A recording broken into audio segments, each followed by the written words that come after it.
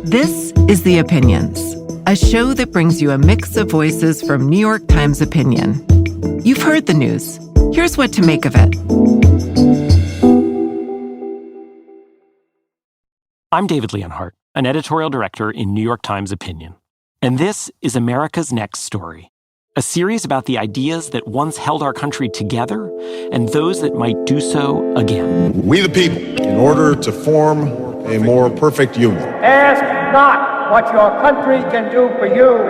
Ask what you can do for your country. That America is too great for small dreams. Change is what's happening in America. And we will make America great again. God bless you and good night. I love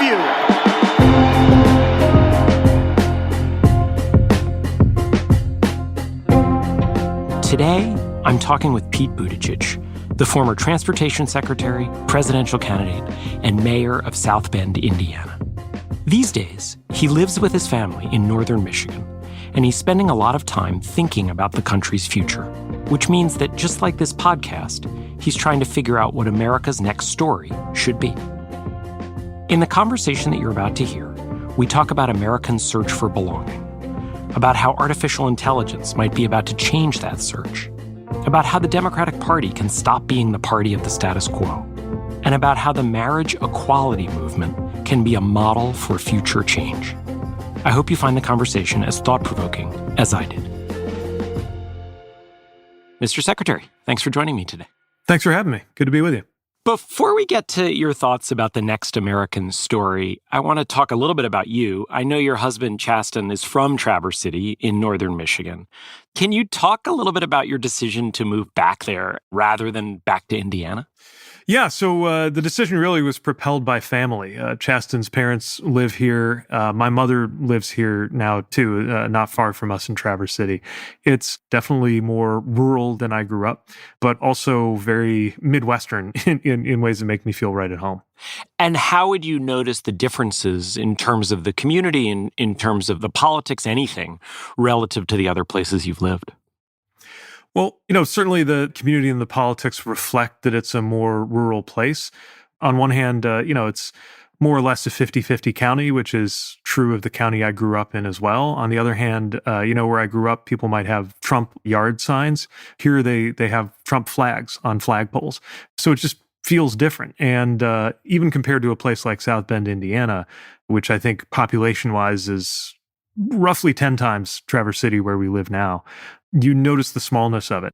Sometimes people scratching their head about why they know me because they know they recognize me from somewhere. I was with the kids out recently and this woman was giving me a hard stare and I was kind of waiting for her to come up and say that she realized she'd seen me on TV or something. And she said, Are you my kid's soccer ref? And I thought, well, I'm glad that the person you think I might be is an authority figure at least, but no. So it just has that kind of texture to it. It reminds me a little bit, one of my close relatives takes her kids to the Jersey Shore. And at the little spot where they set up at the Jersey Shore, the family next to them often has a big Trump flag that they bring to the beach. And her politics are left of center. And when she brought a friend there with them, the friend said to her sort of in a low voice afterwards, "Oh my goodness, what are those people like?" And my relative said, they're really nice and they're really nice to my kids. And it feels like we need a little bit more of that in America today. And it sounds like you've gotten a little of that, even as high profile as you are in Traverse City. Totally. I mean, not long ago, we had a neighbor who I know has very different politics than we do, who I don't even know personally, but made a point of stopping by Chasten's uncle's welding shop to share a story about a photographer who was snooping in the neighborhood, hoping to be the first to get a picture of our kids, and how she sent him packing, very protective of our privacy, while also somebody who I think is completely different than we are politically. So I think there is that disconnect between, how people might behave online and how they actually act when you're sitting next to them at a restaurant or bumping into them at Target. Or people will even come up and say, "I don't share your politics, but it's nice running into you." Well, one of the things that I think has long distinguished the United States relative to other countries is our optimism. We went west, we went to the moon, we won world wars, we invented the airplane and the internet and the American dream. And yet, we sure don't feel very optimistic today. President Trump tells this terribly dark story about crime and violence and the country being ripped off. And the left can be pretty dark in its own ways. And I'm curious, why is it that you think that these dark narratives seem to have really taken over? Well, I think part of it's based on very real things, and part of it's based on the way we get our information. The very real part, I would say, is mostly about our economy. It's a simple fact that if you were born the year that my mother was born, you had roughly a 90% chance of being able to expect that you would materially live better than your parents did, that you'd economically be better off by the time you were an adult than the family you were born into. So that's the 1940s, I imagine. That's right. The year I was born, 1982, it becomes a coin flip, 50-50. Whether you're going to be better off than the generation before you. And there are some indications that that's trended even worse for a younger generation that struggles to be able to even realistically hope to have a home of their own. So I think there is a real trajectory, even as our nation in total, on average, has grown wealthier and wealthier and wealthier. The concentrations of it, the difficulty getting ahead, I think has made it so that people question whether they're going to get ahead in their own lives and relate that to a bigger national picture of us being on the wrong track. At the same time, I also think part of this is related to information and the way we get information. The proportion of Americans who believe that we were in a recession shows you that there's a mix of both an expression of something very real in our economy and very fragmented information that people are getting when they look at the news. And that's why often you see a disconnect between what people feel is happening in their personal finances and what people think is happening to everybody else, or these weird partisan swings in how people tell pollsters they feel about their own financial situation just based on what happened in the last election. And so even if part of it is real and part of it is more perception, it's all the reality that we're living with. And it all makes me wonder, boy, how can we get the country to move out of this incredible darkness? How can we possibly break out of that, given the real frustrations and given that we can't simply invent a new media landscape? Well, I think part of what has to happen is a sense of a shared national project. And, it's simpler to do that in the context of something like a war, which we hope will not be the future of this country. If we think back to periods when there was a shared national narrative, World War II generation, I think is the example that kind of shines most clearly out of the last century. I actually think there are projects like that waiting for us as a country. I've long believed that climate could be one. It's an example of something that's bigger than any one of us. I think also, paradoxically, all of the damage that the Trump administration has done to our institutions actually creates a very important potential future moment where even if we bitterly disagree on how those institutions were destroyed, we can come together on what we should build in their place. Now, for that to happen, that means a Republican Party needs to evolve into being more about building than destroying. And it means a Democratic Party needs to get more interested in what we can do next than in preserving the status quo that is being smashed to pieces. As much as I would like climate to be a potentially nationally unifying story, I think that it's gotten coded so partisan, at least for the foreseeable future, that it's much more likely that the second of the two possibilities you just named could look like something of an optimistic and unifying story, right? Some kind of message about putting us on a better path, making it possible for people to live better lives in their communities, make it easier for young people to buy homes, and maybe a little bit of the competition with China. That to me feels like the broad set of subjects that could actually produce a unifying narrative rather than something like climate that just primes people in a partisan way so immediately. I think that's right. I would add one more, which is search for belonging. Perversely, it's actually one of the main themes of Trumpism, except that they are concerned with belonging from the perspective of who you can exclude. I think there's a different way to think about belonging. But I actually think that in a future where we have even less certainty about our professional lives as AI looks poised to displace lots of workers, including white-collar workers whose entire social identity revolves around their jobs. There's actually a very interesting potential opportunity to find more of a center of gravity and sources of belonging that don't have an automatic ideological coding to them. In fact, some of them code more conservative than not. I'm thinking about things like community and a certain concept of nation and faith for sure, but also that there's a concept of nation and national service that could align well with progressive values too, that the local, the power of the local, the meaning of knowing your neighbors and investing in that part of your life that is literally physically around you. So we know the very ugly alternatives that are out there for people who can't seem to find belonging, and those include extremism and nationalism. I think we can and should do better, and I think some of the labor market upheaval that's coming our way will probably force us to do that. And I assume that's a reference to AI.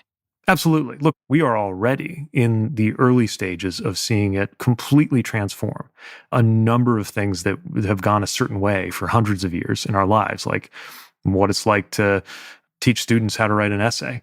And also things that, a generation ago we thought were surefire ways to get ahead in the economy, like becoming a coder.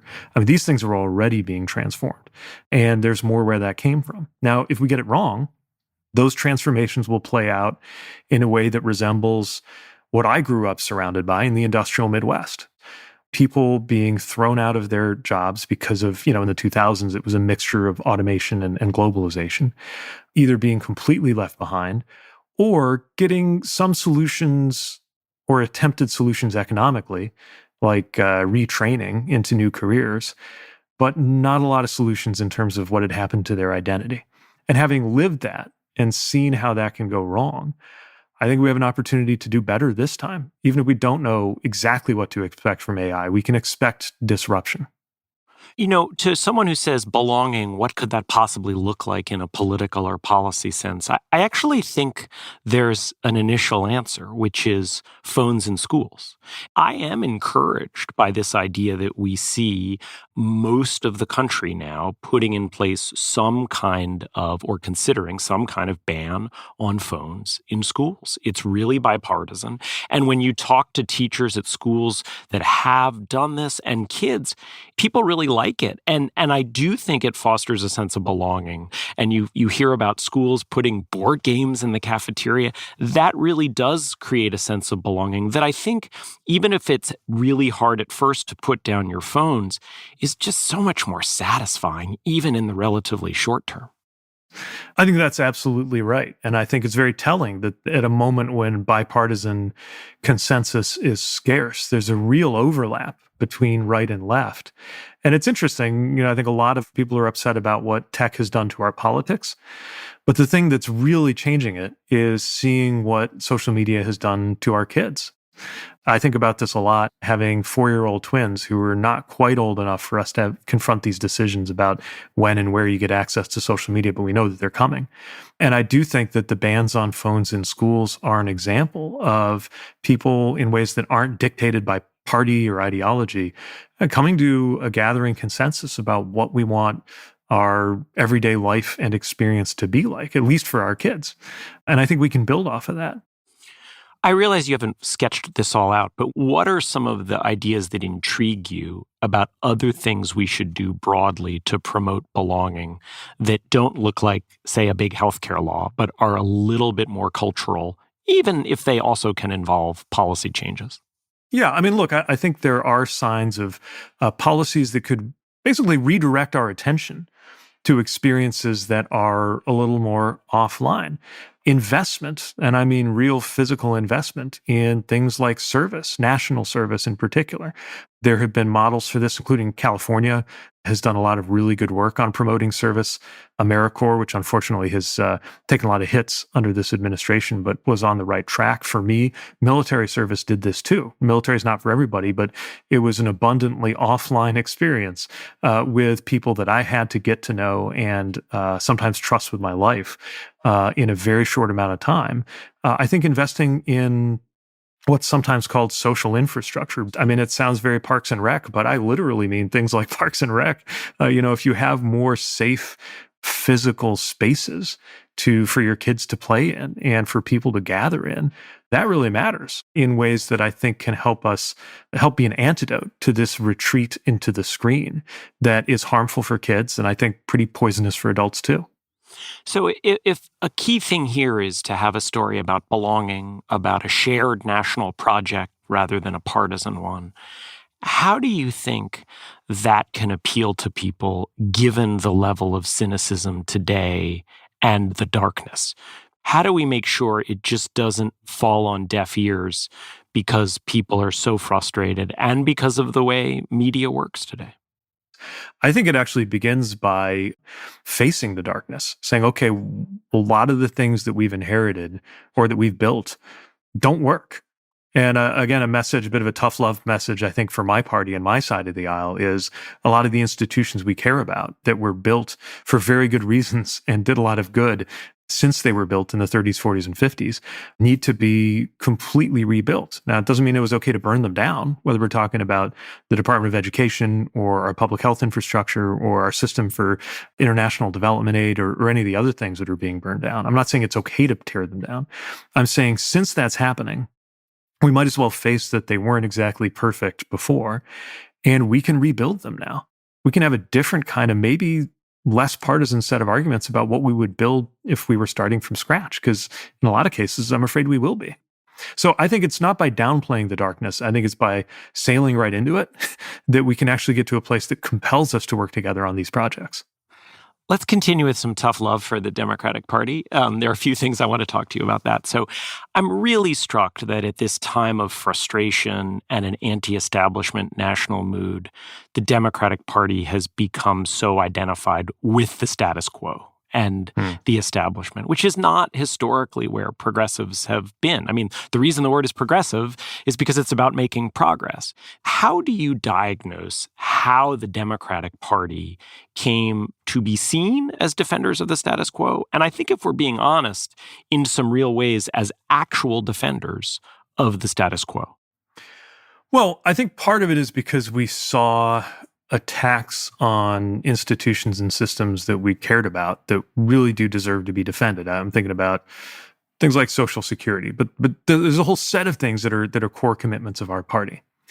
And I think that did put us in the mode of being less open to ideas about how to change some of these institutions. And then we saw them being attacked in the way they were being attacked and couldn't help but defend them.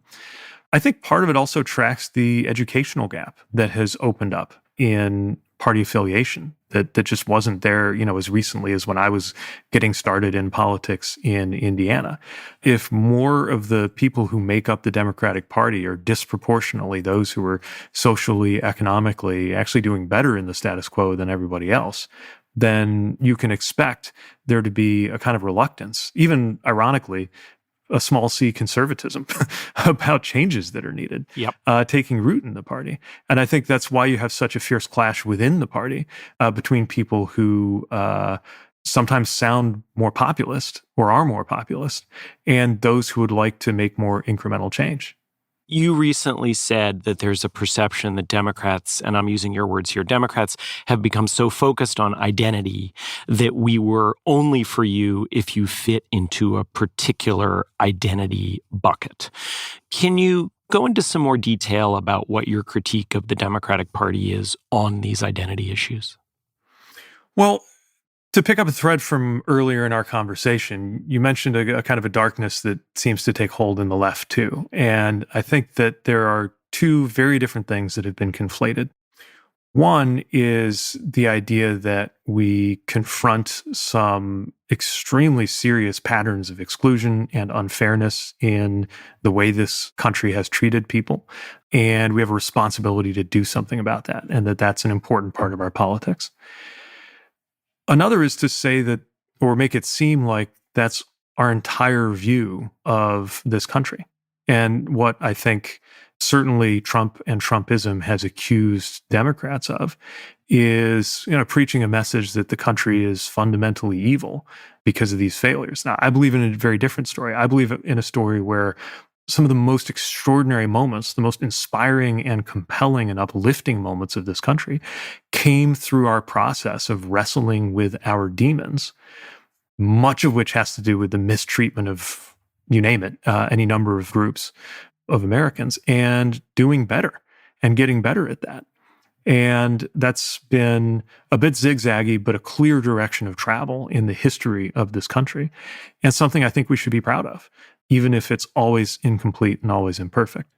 So between those two ways of stating the case, one in which we are defined by unfairness that has played out, versus one in which we are defined by our readiness to confront unfairness and make it better, I think in the play between those two things is the whole struggle over what the party's actually going to be. I think that if it seems that all we can see is one group at a time, then we're not really telling a story that speaks to everybody, and one that people can see themselves belonging in, whatever group or identity they might claim. I think to me, the biggest reason for Democratic introspection on this is the fact, and I want to be clear, I didn't expect this or predict this, but is the fact that in the era of Donald Trump, large numbers of Latino, Asian, and Black voters have moved away from the Democratic Party toward the Republican Party. And that, to me, suggests that the identity first message that Democrats have often offered, immigration being a good example, right? Democrats thought that a more and more open immigration policy would help them win more and more Latino and Asian voters. Instead, it's cost them a lot of Latino and Asian voters. And I think that really calls for some introspection, that when you look at Americans who are actually vulnerable, working class Americans of all races, who the Democratic Party has such a proud history of defending in so many ways, when you look at Americans like that, they've looked at this Democratic Party of the post-Obama years and basically said that party is less appealing to me. And it seems to me that as part of the belonging story and shared national project story that you and I have been talking about, it's really important for the American left to find a way to speak a language that emphasizes our similarities with each other rather than always going to gender and race and sexuality and religion, as important as those factors are in American life. Do you think that's fair? Or situating it in something that cuts across. So that's why I really think talking about fairness is the right way to come at this. Concern about fairness can apply to so many different groups that might have encountered unfairness for different reasons, but it knits us together in a bigger picture. That's definitely how we tried to think about it. When I was working at the Department of Transportation, for example, many of the projects we worked on were to make sure that communities that had been underinvested in, maybe because it was a low income or minority community, that they got taken care of, but also huge numbers of grants that went out to help communities improve their transportation went to rural communities that were excluded, not because of racial reasons. They were mostly white communities, but for other reasons. We still knew it was unfair that they had been left out, and we tried to do something about that. So there's a way of talking about fairness that can knit different groups with different experiences together. And there's other ways of talking about it that make it seem to a lot of people like we're not for them. And, in addition to agreeing that there should be introspection about many of these constituencies that our party counted on starting to move in a different direction, I would talk about an exceptionally important constituency, which is poor people. I haven't seen a definitive quantified answer on whether Democrats lost the vote of poor people in 2024. But what is clear is that a party that prides itself on being concerned with making sure low-income people get ahead did not command the support of the people that it thinks of itself as helping. That's a huge problem. And I think one that calls for us not only to look at our message and how we say things, but where our focus is at a policy level. To knit two of these themes together, it seems to me it will also be much easier for Democrats to fight over these economic policy issues, where Democrats tend to be on the side of public opinion, if they can get more voters not to essentially disqualify them because the voters see the Democrats as too elite and just too far left on a whole bunch of social and cultural issues. And to me, doing that will require more than what Kamala Harris did in her campaign, which was changing her position without talking about why. Do you think it's important for Democrats in some pretty clear and salient ways to say, we were wrong about this, whether the this is crime or immigration or something else? Yeah, I think there's some moments where we need to do that, not only because it might be politically important, but because it's true. Yep. We were wrong to downplay the importance of what was happening on the border. It's clear that we thought that some of what we were hearing was overblown, when actually it was impacting people in a real way. And Democrats could have paid more attention. Now, look, I also believe that what's happening on the border was the result of a lot of cynical Republican politics blocking bill after bill over the last 20 years to make sure that it stayed a problem because it helps them politically for it to be a problem. Still, there is a substantive concern that my party just didn't accept the importance of that issue, the real as well as political importance of an issue like that. So I think we need to contend with that. And at the same time, we can't let introspection turn into navel gazing. Mm-hmm. We can't lose sight of the fact that on the majority of the biggest issues, most people tend to agree with us. And we need to hold fast to that. I could point to issue after issue where there's 60, 70 or more % consensus on a position that Democrats hold and Republicans are against. So what I don't want us to do is to think that we need to shy away from our values or shy away from some important fights just because the last election didn't go our way. We haven't talked that much about what President Trump is doing right now, but it's kind of been the backdrop to our conversation. And it greatly alarms me. I'm not talking about individual policies so much as I'm talking about his entire approach to government. I'm deeply alarmed about American democracy, even if I don't necessarily think it is the most winning political issue right now. And I'm curious how you think about that balance. Yeah. How alarmed are you? And what is not the way to take on Trump that feels best for his opponents, but the way to take on Trump that is actually the most effective at preserving the parts of American democracy that really need preserving? Well, I think we have to speak to these democracy issues. I'm alarmed too. I know there's a school of thought that says no one cares about democracy when there are economic problems. I think we have to talk about both. And part of how we do it is we demonstrate that they're connected. We talk about how if you have an executive branch that has just shredded any of the institutions, even in the private sector, that could hold it accountable, then you're going to get really bad outcomes in your day-to-day life too. That, a president who doesn't have to go to Congress for anything is a president who can increase the prices on your daily basket of goods through tariffs with no accountability. And has in ways that are have been determined, at least in some courts, to be illegal. And so, whether the administration obeys the courts is not just some nicety of constitutional principle. It's going to affect how much you pay. Whether you get up in the morning and want to see federal troops marching down the streets of your city, that's something that affects your everyday life. I mean, RFK denying you eligibility for a COVID shot that you were going to get this year. Kristi Noem sitting on aid that was going to go to flood victims in Texas. I think that policies like that don't happen in administrations that care about accountability. So when you have, there's a reason why humanity has found out the hard way that dictatorships are terrible, not just by the lights of some academic idea about freedom, but in terms of what it feels like to live in them. Yeah. I'm curious how you think about the trade-offs and tensions between kind of trying to work between the system and trying to bring about more radical change. I've been reading, in some cases rereading, profiles of you to prepare for this conversation. And the New Yorker in 2019 described your politics as one that tries to steer consensus rather than champion a movement. And I'm curious if you think that's fair, or even if it's partly fair, what it gets right about how you think about how to actually achieve change in the United States.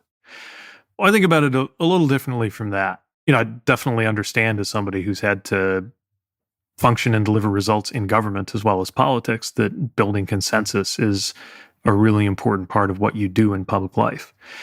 But I also believe that we need to open the window on big, bold changes, even if people aren't prepared for that yet. And part of how you prepare people for that is take political risks to popularize or champion those ideas. Look, nobody, I don't think even Bernie was willing to talk about expanding the Supreme Court when I said we need to reform the Supreme Court, including potentially through expansion, to make it less partisan. I think now that's more of a mainstream view. I'm not saying I single-handedly did that, but I'm proud that I helped by making that an issue, a risky issue, in my presidential campaign. There are big structural things we need to confront as a country in terms of things around money and politics that probably can only happen through constitutional amendment, things that might well take a generation to deliver. Precisely because it might take a generation for people to get used to the idea, people like me ought to be helping people get used to the idea by making the case. Now, I think we can do that as well as making sure that something where there's a consensus and it's just down to the bargaining over how to do it, that is also a very real element of what it means to earn your paycheck as a politician or as somebody in government. That makes me think about the marriage equality movement and the gay rights movement more broadly. I mean, one of the things that I'm really struck by with that movement, which I think is the most successful progressive movement of the last quarter century, is the way in which it set out an incredibly bold goal, a radical goal, right? A goal that most of the country at the time didn't agree with. And then it pursued that goal in what I think was a ruthlessly strategic way. And it tried to win over people who weren't already won over, right? It talked about, let us join the military. It talked about marriage, which is a fundamentally conservative institution. And to me, there's a real lesson there, which is you don't have to trim your ambitions, but you also can't pursue a strategy that is just making the people who disagree with you feel bad about themselves or feel ignorant. You have to take them seriously. And I wish that more parts of progressivism today included that second part, the ruthless strategy of the marriage equality and gay rights movement. No question. Look, so much of politics, so much of making change has to do with how people feel about themselves, how you make people feel about themselves.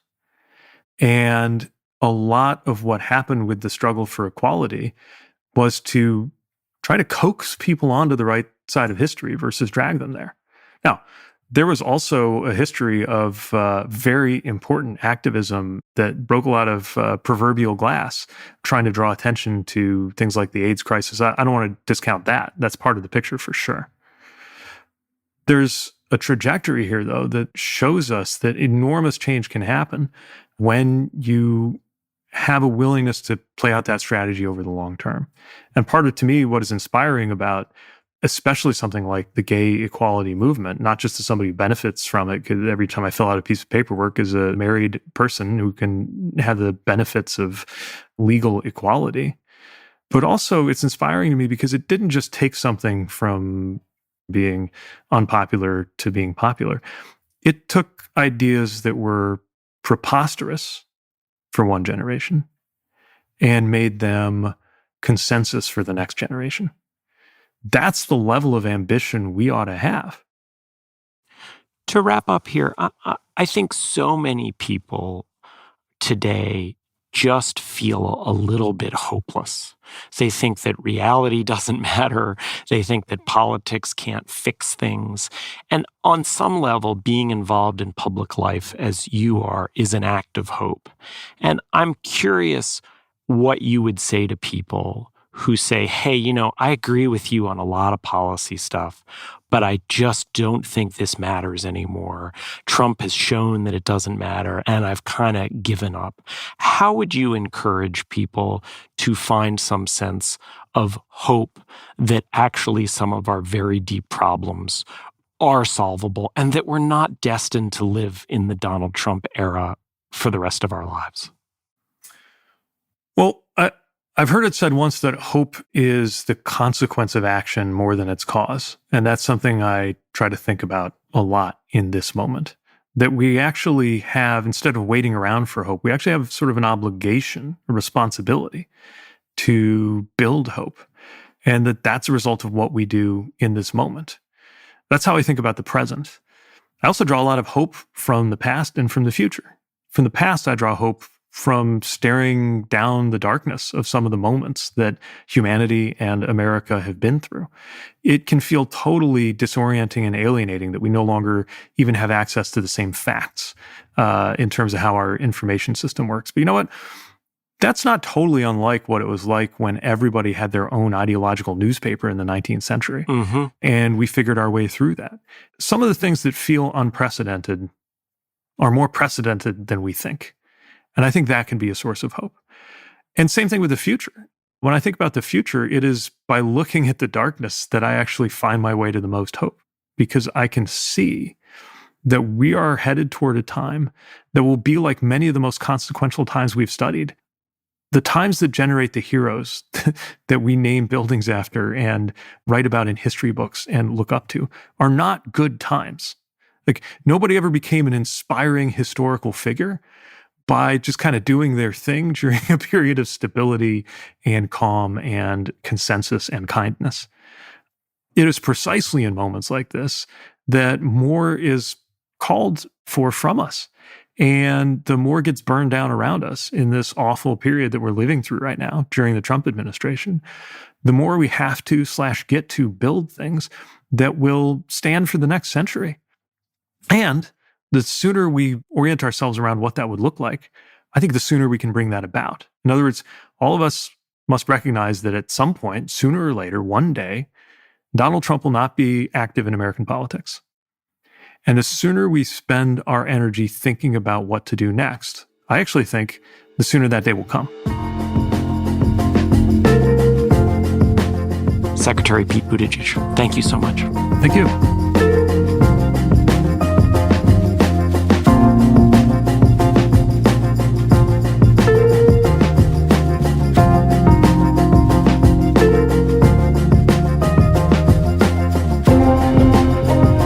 If you like this show, follow it on Spotify, Apple, or wherever you get your podcasts. The Opinions is produced by Derek Arthur, Vishaka Darba, Christina Samuelewski, and Jillian Weinberger. It's edited by Kari Pitkin and Allison Bruzik. Engineering, mixing, and original music by Isaac Jones, Sonia Herrero, Pat McCusker, Carol Saburo, and Afim Shapiro. Additional music by Aman Sahota. The fact-check team is Kate Sinclair, Mary Marge Locker, and Michelle Harris. Audience strategy by Shannon Busta and Christina Samuelewski. The director of Times Opinion Audio is Annie Rose Strasser.